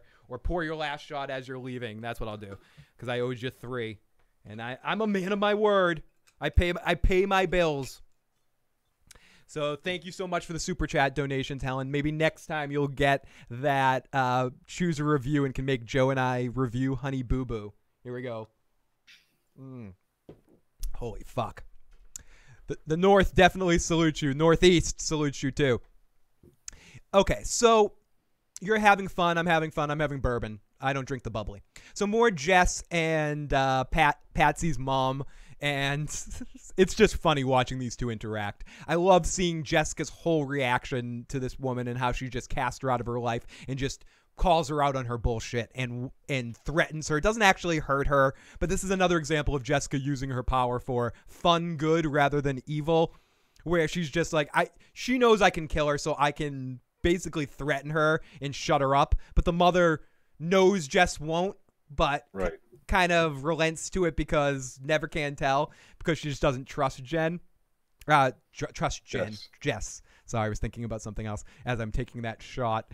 So, anyways, so Jess meets a shady-like bartender. Well, whatever, not shady, depending on your judging, named Sterling. Again, as I mentioned earlier, in a joking fashion, not for any rational thing. This actor did a fine job in this role. He actually reminded me a lot of the guy that played Billy on Westworld. I know it's not the same actor, but one of the two businessmen in Westworld, the cocky prick guy, not the guy that I'm not going to spoil Westworld stuff, but the more cocky of the two guys. And the actor reminded me a little bit of him. But anyways, but as I mentioned earlier, I jokingly wanted Sterling to be immediately once he started talking in some of his dialogue. He might as well have said, "Yeah, bitch." Some of his dialogue, listening back, and if you ever watch the episode again, imagine the dialogue coming from Aaron Paul's mouth, and you can imagine everything. It's just one of those funny things that he could have easily played this role, and it would have been a fun touchback. And it's only because I'm a Breaking Bad and Vince Gilligan slut. Literally, I will fucking bend over. I will jump how high, and the fanboy that I have for that guy as a creator in those two shows. So I'm a little bit too wrapped up in all of that. So I always have my Breaking Bad glasses on, and the fact that she's part of that universe, that Jessica Jones is part of it makes me want to rewatch Breaking Bad, and I feel like I'd appreciate her role on Breaking Bad even more, knowing that's Jessica, looking at her as Jessica Jones. But anyways. So more Jessica and Patrice's month. She meets the bartender named Sterling, that immediately quits his job, and Jessica likes it because he's anti-establishment. She doesn't need anything. She rips open an ATM and takes out loot when she gets into a fight with Patsy. This is what we talked about. She tries to help out Trish here and explain to her that, don't take all these people back to the house. They're all just using you. They're sycophants. They'll say anything to you to just get what they want and keep fueling this shit. It should have stopped. And instead of dealing with what she's actually saying, Patsy's reaction is to be like, "Fuck you. Fuck you. You're stupid. You're stupid. I'm paying for all your shit." It's using that stuff. It's taking something that was obviously okayed and agreed upon, because money's not an issue for Patsy. We've figured that out several times in the series. She's not quite Tony Stark, but when it comes to, "Oh, you need me to buy that diamond," like in a couple of episodes ago, where she basically goes, "Hey, you need me to buy all these diamonds up here, or you need me to buy our membership into the golf course?" Money's not an issue. She can pay for Jess to go to college. She's happy to do it. But she's using this because she knows it will hurt Jessica, because she's a selfish fucking asshole that's trying to hurt Jessica in this moment for no apparent reason, because she feels shitty about herself, and it's the only way, because she knows Jessica's right. It's the only way to rationalize, "Oh, Jessica's just a fucking user. Fuck you, user." And I hate that shit. I hate that shit so much. Don't do the good deed if you're going to use it against someone later. It's not about saying, "Oh, Jessica made a deal I'll pay you back for this one day." It's probably Pat's, "No, I'm paying for you to go to college. No, I don't want to go to college. Or, I can't make you do that. I'll go to community college." "No, Jessica, you got into a good school. You're going to fucking college, Jessica. You're fucking intelligent. Your mother was a mathematician." Right. Her and her mother have a lot of money. Yeah, your real mother was a mathematician. Maybe she knows that or doesn't know that, but Jessica's a smart fucking girl. And it's like, no, you're fucking going to school. And then again, to use that against them later, I hate that shit. Don't do the favor if you're gonna bank that to be able to fucking make someone feel shitty about it later. That's just a fucking, it's a fucking someone at both ends. It's a dick move. It's a fucking dick move by Trish. Here, be an addict. Protect yourself. Do it. If you could be an addict and do your shit, I'm okay with you. Do your shit. Just stay the fuck away from me. Don't bring your anger and your fucking frustration to me and fucking hurt me for something you told me it was all right. Go fuck yourself, Trish, in that situation. Or, excuse me, go fuck yourself past Trish. Because obviously her and Jessica are okay from that. So she doesn't need anything. She rips open an ATM. Kind of. Until she finds out that Trish is addicted to another drug again. And she rips open an ATM and takes the loot. And she says, Trish says, "Don't call me when you're arrested." And she says, "Fuck you. Don't call me when you need a fucking hospital, bitch." And they separate. So then, I don't think I've ever been so raged at a TV character in a character in a TV show in ages, says Lauren, kind of echoing my rage about Trish in that moment. I can just relate to Jessica in that moment of having people do things for you and then being like, "Oh, no, where I'm doing this for you, and then later being like, you know, I did this for you. You have to do this. No, I don't have to do this. Ask me to do a favor. Oh, fuck you. You're a piece of shit because you won't do it. I helped you out in that situation. It's like, no, don't do the thing. I'll help you out, but don't make it about, don't fucking strong arm me there, or don't use that in a way you know to hurt me. Oh, just get your shit together. If you got your shit together, I wouldn't have to bail you out. Like, that's a low fucking blow. Like come on, dude. Like, why don't you argue points? And actually, things like that is what people do when they're wrong in an argument. They have to just equalize it. I mean, who drops down like, here's your college tuition money paid? You don't pay it all like that at once, do you? Depends. Maybe rich people do. It depends how much money you have. If you're Patsy rich, like Shirley Temple, like you were Mary-Kate and Ashley Olsen, that famous type of thing is what we're led to believe that Patsy was at a point in time, that she was Gary Coleman of the age or something. Like, she was the famous kid at that moment. She had to have got lots of sponsor opportunities. Her mother looks like that she would cash in on every opportunity she had. Every single one. She was in movies, and I think she probably banked a lot of that money. I'm guessing that Patsy... No, she snorted it all. I think maybe a couple million. I'm guessing that with residuals and stuff, Patsy's worth $5 or $6 million. That's my guess. I'm not gonna argue. She's still getting Patsy residuals. Right, she's still getting Patsy residuals, and I think her and Cray residuals. And Cray residuals, and she quit. So she didn't. I don't think she did enough drugs to go through all the money. And she completely crash and burn. Right, exactly. I think maybe she would have been worth $30 million if she didn't fucking party all the time. I don't know. I'm speculating. This is coming from nowhere. But I think she's rich enough for it that she's held on to a lot of her money. Yep. Patsy's passive aggressive. Totally, dude. Trish is brought up by using people, says Paul Q. Broke says, I think she was like her mom. She was always Patsy. She's just a two-face. Yep. And Preach, says Broke, to what I was saying. Trish starts out an insane supporting sister, over 2 seasons transform into full-on fucking Patsy. She is so Mona to Tony, the Angela story of my life. So I love the Who's the Boss references there, Paul Q. I have a Who's the Boss song. I don't have it recorded. I'd play for it if I did. I'll play it at some point when Craig and I end up recording it. So, okay, so let's continue. We're getting through. We got a little bit more with this episode.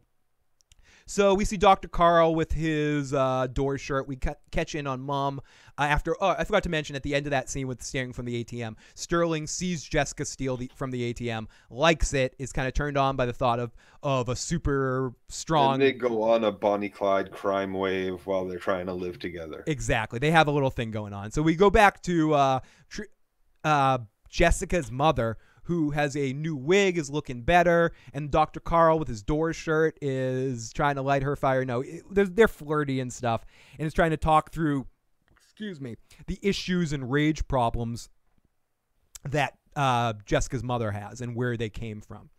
They're flirty a bit. We realize that this is where he tells her that Jessica was adopted. Oh, okay. And this is where she decides she's going to break out. Right. She has a new family, and she's about to rage out. And I think her mind is starting to grip that she needs to play the game sometimes and use her rage in more opportune situations. A constructive way. Yeah, she's starting to learn a little bit here. She's not stupid, and she understands it. Anger may take over, but she understands the right times to use it. And I think as time goes on, as we see, she's better at managing it to a certain extent. So, yeah. And not at this point. I mean, eventually what she does in like the next scene. In the next scene, yeah. I mean, she freaks out at times, but it's a work in progress, Joe. It's not easy. So, I, as someone directly, and I'm not afraid to fucking say it, I have fucking rage issues, and they're not fucking easy to just turn off and on. I'm trying to deal. You try to deal with it, but like when I get angry, I fucking rage. So it's like it's tough. And if you're at superpowers and super fucking anger and super fucking craziness, it's fucking the next level. And I think for the most part, as we see in future Jessica's mom, she's doing a good job. Jessica's mom in this time period hasn't quite got there yet. But for what we're seeing generally in future Jessica's mom, she's generally doing, I guess, a little better. But we'll have to see as time goes on. As she finally freaks out and breaks out and has another rage fit, and she wants to see her daughter, and he apologizes. So we go off to Jessica and her boyfriend. As Joe mentioned, they're getting to know each other. Jessica is stealing lots of shit for him and just giving him anything he wants, like basically outfitting him with expensive watches. He's like, I want to get my girlfriend something nice, so she breaks it and steals something for herself. Exactly. It's basically they're going on a crime wave, having fun. Yep. I'm with the super. And he wants to open his club, and it's called Alias, which we see eventually ends up being the name of her detective agency. He's good with her. I mean, he pushes her to see Trish, but it is for selfish reasons. But we do see that. Oh yeah, it's straight up selfish. Straight up selfish reasons. This guy's a dick, no doubt. But he's a dick. He's a user. But him and Jessica do have an interesting dynamic where she obviously really loves him, and I do think, this is my perspective, I think he wants to use her, but I tend to believe him with what he said to the mother later, that he would use her, but he wasn't going to give her to the fucking mob guys. Exactly. I think he does care. Yes, he was. Yes, he was. Do you think he cares about her, though? No. Maybe you're right, Joe. No. You don't think he cares about her even a little bit? This whole character, right? Like, so he set up right from the start. He pours it, the drink the way it's supposed to, but then he overpours it. Then he pours another shot for Jess. He gets called out on it. That's, you're stealing from the bar right there. And the manager's like, no, don't do that. Stick to the amount. Stick to the recipes, dude. Don't overpour. You cost me money. You're giving away my money. Every ounce you overpour is like $7 out of my pocket. Like, it's not cool. Yeah. Not cool. Do that 100 times in a night. Guess what? Like, that's $700 gone. No, that shit adds up. It's again, does add up. not to reference anything. I'm sorry, not to reference a casino again, but it's just one of those things. It's leakage, and I'm sorry, but yeah, it's fucking leakage. Absolutely. So right from there, he's already stealing from the club. When he gets called out on it, instead of just being like, "Okay, boss," he quits. We know that he's got, his parents wanted him to do other stuff, but he was like, "Fuck you" on the phone with them, right? The whole straight up we got to go get that money from Patsy, your sister, kind of thing. The selling him out to he already like stole a bunch of money from these hoods in the neighborhood, promised them I'm going to get a club open within a year, and took, what was it, 10,000, 20,000, how much money? Yeah, something like that. 20,000. I think it was 25,000. Like, come on. Like, no, it was 25 it was 25 or 50. It might have been 50. Yeah, he's stealing from people. He's trying to be a hustler, and I think he saw Jess rip open that fucking ATM, and he saw a cat, and he saw an opportunity. Okay, fair enough. Maybe I'm a little bit more sappy than you are, so I fall into those love scenes a little bit more and kind of get into it and like, oh, he actually cares about her. But I think not sell her to them, because she can obviously like kick their asses. Right. I don't think like, I'm going to get 20%. You think he was going to tell Jess that he was getting 20% of everything she did? No, definitely not. Definitely not. Instead, it was going to be, they're just going to keep coming at me. They're going to get me someday when you're not around. You can't protect me all the time. You can't kill them. Just do this, and they'll leave me alone. Yep. Broke says Mother Jessica's kill was kind of justified. So we go off to Jessica's boyfriend getting to know each other. So Jessica and her boyfriend. Okay, so he's good with her. He pushes her to see Trish for selfish reasons because he wants Trish's investments as well. She figures that out immediately. And they meet mom and dad, and then they go to Trish at the club, and Trish starts flirting with him a little bit and pushing to and being interested in investing. And Jessica, as Joe mentioned, figures it out immediately and drags him the hell out of there. Trish wants to meet the guy. Goes, oh, he's cute. And did he hear the song? Did he like Cray Cray? No. Then we see the incident of the nurse we saw early, what actually happened to her. And we see that Jessica's mother finally breaks out of the institution for, well, she ends up coming back, but finally actually breaks out to find Jessica. And we see her snapping one nurse's neck and throwing another one into a glass. The one that we've seen before. I'm sorry, I don't know her name. I'm just referring to her as Nurse. But it's fucking awesome though, because after she leaves the room, for the first time in any we hear about it. We heard the story already, right? We heard this story. We finally get to see it, but for the first time in any fucking TV or fucking movie shit, someone gets thrown into big fucking glass cabinet or like a window or something, and she's actually got big shards of glass sticking out of her everywhere. Yeah, and finally. I like how it connected that where we saw the scars earlier. I like how it went back and forth with that. That was very cool that they actually did that. And repeats every time. Lauren says she keeps repeating profanities every time I hear the name Trish or Patsy. Get her to kill Enid for Joe. Get Jessica's mother to kill Enid for Joe. So let's continue on here. So then we see the incident, as I mentioned, and we see her escape to go find Jessica. After a midnight snack, she stole him a watch. There's a knock on the door, and some shady dudes come in that he took cash from, and they want an update on their money. Jessica roughs him up. It's been a year. They have $50,000. It's either 50 or 25. I think it's 50 now that I think about it. They fuck, and as Joe mentioned, Jessica fucks them up. Dude is like, shut up, bitch. And she's like, fuck you, motherfucker. Yeah, I like it. He's like, no, the club's real. Look, I got a business. I took you $50,000, and I got 500 of these business cards for $5 on Vistaprint. Vistaprint, yeah. Look, the club is real. You know what? With a coupon, if you did it around the holiday seasons, you could get like 500 for $2 or something like that, just paying shipping or something. It's real, I swear. It's ridiculous. So then we get a meeting of the mums, and Jessica's mom. This was kind of a cool scene. This was one of my favorite of the mum scenes, and I like how she holds herself back, and it shows a level of control because at a couple of times she feels like she could kill Patsy's mother at any time here. But instead, she takes a different tact with the situation. So we get a meeting between the moms, and Jessica's mom says she's Jess's old math teacher, and they start talking mad shit about Jessica, how she's a little whiny little shit. It's just a funny interaction, but Jess's mother really holds it together and kind of charms Patsy's mother, and eventually gets her to call to find an address where Jessica's living with her new boyfriend. So then we see that Jessica really is a good person as she helps some kids to have a good time with a fire hydrant on a really hot day.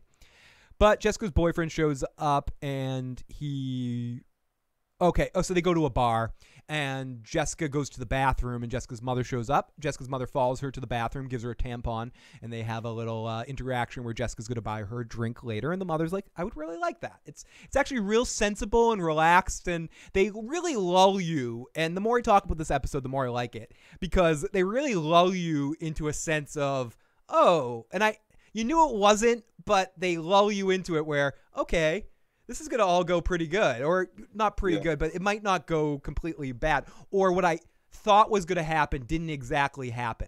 What I imagined, especially when I saw the guys come out, I did expect Sterling to die, but I expected those dudes were going to kill him. For some reason, it didn't connect with me that the mother was going to be the person that did it. I thought, they're going to take him out back and they're going to shoot him. And then Jessica's going to come out and freak out and think it's all her fault for fucking those guys up. Ultimately, that's kind of what happened to a certain extent from Jessica's perspective, but that's not what happened in the scene, and I like that because it did take me for a little bit of a turn where I was like, okay, I didn't see that coming exactly. Which is an interesting twist because now Jessica knows that those guys have been in jail this whole time for a murder they didn't commit. That's a different side to it. I didn't even think about, Joe. And that she, who knows what she did with those guys or something when they were out on bail or something. Like who knows? I mean, they're probably just in jail, but ultimately that's a very good point, Joe. So she comes out. Sterling's been taken outside by those dudes, but Mums follows and listens, and the dudes don't want their cash back. They want Jessica to be their muscle as they have some dangerous things coming up. We cut when they start talking about what those dangerous things are, but let's just finish it up. Sterling wants to know what those things up. Yeah, and we'll do it for 20%. Right, 25. He says he'll do it, but he wants 20 or 25% of the profits. He's pimping out his girlfriend. Mother pops out and says, Norman, you're fun. No, and grabs his head and says, Jessica trusts you. She thinks you love her. You're a liar. She's not a whore. And he says, listen, no, I really love her. And who the fuck are you? And she says, I'm her mom. And obviously right at that point, once I was like, oh, he knows. Oh, he's dead. And she just starts bashing his head up against a wall. Bashed against a wall. And Jessica comes outside and finds him and loses her shit. It's really heartbreaking as the music kicks in. Good performance by Jessica. Kristen. So Jessica heads to the club to find Trish in the bathroom on her hands and knees about to blow a guy for some coke, or that just gave her some coke, or just because he's a nice guy. I don't know why. And, no, just let her do it, man. He gave us some really good shit. And Jessica, fuck that girl. Jessica asked the person that the mom is, the little subtle touch that I didn't mention earlier, that the mother is representing that girl to be a spin-off star from Cray, like she's in the Cray video or something like that. But I love what Jess's question is, and isn't at first Jessica's like, oh, I'm interrupting, and then she notices that Trish is like, whatever, all fucked up, and she goes, do you want to be doing this? And Trish is like, well, he's like a really nice guy and gave us some good shit. And you can see the other girl comes in and goes, yeah, this is what he wanted, he gave us some good shit. And you can see that girl's like, again, the total fucking controlling her and being a pimping, doing the mother's pimping of Patsy for her. It's a big fucked up situation, and Jessica figures it all out. And I really like how this dude's like, oh, what the fuck, and Jessica like, he calls her a bitch, and Jessica's like, yeah, go ahead, refer to me as an animal you can leash and collar and beat. Oh, this was say it again. Say it again, motherfucker. One more time. And then she just shows him that she could kill him at any point in time she wants, and he runs out of there pissing his pants. I really like that. I really like that scene too, and I like that in a way. That was the birth of Jessica Jones. That was the character that we know. Not necessarily that moment, but her having her boyfriend die in her arms and turning into that, seeing her friend in that situation. But like more that moment was her origin story of the character that we knew to become the wisecracking, but really emotionally fragile, don't let me in. I'm not saying she wasn't always a little rough around the edges as we see in these flashbacks, but we see that she was in college. She was a little bit more open, a little bit warmer with that guy. She never had such openness with Luke, even though she does have love with anyone, love for Luke. And I think Luke's probably the closest person she almost had that with. And hopefully that will get examined even more later as time goes on. And I don't have any spoilers, and maybe I'll be disappointed. I hope Luke shows up, and I hope this guy isn't our stand-in for Luke, but I'm not holding my breath because I enjoy the two of them together. But I could, as long as she's back in his second season or he comes in her third season, I do want to see more of their interaction in their possible, probable future endgame relationship situation. So Jess heads to the club to find Trish, finds her in the bathroom. They have a talk about what happened, and this is where they have a heart-to-heart about getting into rehab. We see maybe the first time, maybe many times, that they're on the rooftop watching the movie. So we go back to Jess's mom, who returns to the hospital. She's not well, and she knows it. People are running from her, and the doctor, Carl's there. She comes back because she's not well. She wants to work hard and work more to try to get better. He says, we will find a solution, and we see that the foundation of them falling in love, as we see in the future, or in the present time. And we see this all come out, that this is Jess's mother telling Jessica a story about this, and she explains to her what happened, how she killed the boyfriend. This is why I haven't seen you in 13 years. Will you ever forgive me? And Jessica says, "Fuck no," and punches her, or like and fucking. The doctor's right there to jab Jessica in the neck with a needle. He's fucking quick, Joe. Of course, the needle goes right through her super strong skin, no problem. Easy. I mean, but in order to get bloody knuckles, she's got to like punch through a fucking wall. Are you kidding me? In fairness, though, he has done that to the mother enough to know. To understand what he needs to do to get it. But so that's the end of our episode of Jessica Jones, and honestly, I can't wait to end this podcast so I can go watch the next 3 episodes. Yep. Joe and I will be back possibly Wednesday. Joe, Wednesday. Good. Wednesday afternoon, same time. Yep.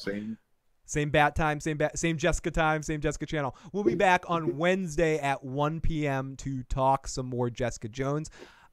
Joe and I may be on Dirty Issues tomorrow during the snowstorm, and doing some video game streaming, doing some Goof Troop, and possibly with Joe playing some video games, playing some other stuff. So if you want to check out more Joe Dirty Locks, definitely check out some of his game streams on Dirty Issues Gaming. You can find the link to that in the description box below, or you can also see it on Joe's little screen right there.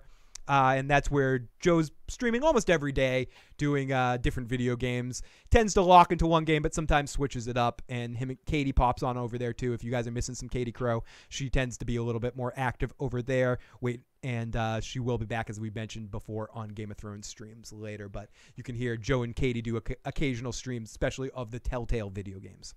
Oh, yeah. So yeah, definitely check out Dirty Issues. Everyone in the live motherfucking chat, you guys are amazing. Thank you for watching with us. Thank you those of you guys that have watched ahead and come back. To anyone listening to the audio cast, sorry for the technical difficulties in the middle. For anyone watching this, I'm not going to edit out any of the middle crap when we ran out. It'll just be a little jumpy. It'll be more problems than good. And also a little side element of that, the live chat linking up. If you edit it, that stops. So fuck it. We're just going to keep the technical difficulties in there. So anyone that made it this far, we apologize for the technical difficulties. 100, yo. As whatever Joe just said. Everybody, thank you. Real.